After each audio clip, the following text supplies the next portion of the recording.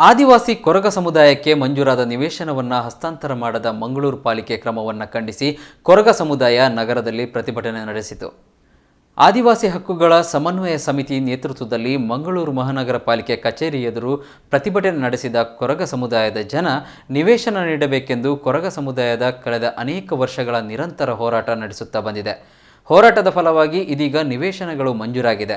ಆದರೆ ಮಂಗಳೂರು ಮಹಾನಗರ ಪಾಲಿಕೆ ಮಂಜೂರಾಗಿ ಹಲವು ವರ್ಷಗಳಾದರೂ ಹಸ್ತಾಂತರ ಮಾಡದೆ ದ್ರೋಹ ಬಗೆದಿದೆ ಎಂದು ಆರೋಪಿಸಿದರು.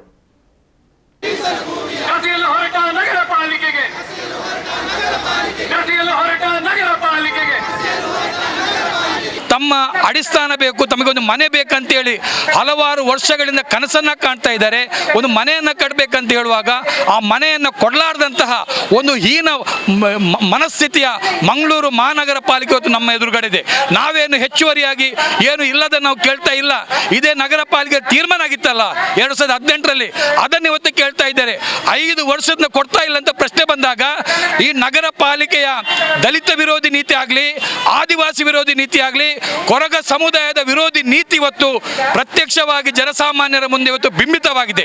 ಆದ್ದರಿಂದ ನಾವಿವತ್ತು ಖಂಡಿತವಾಗಿ ಇದನ್ನು ಬಿಡೋದಿಲ್ಲ.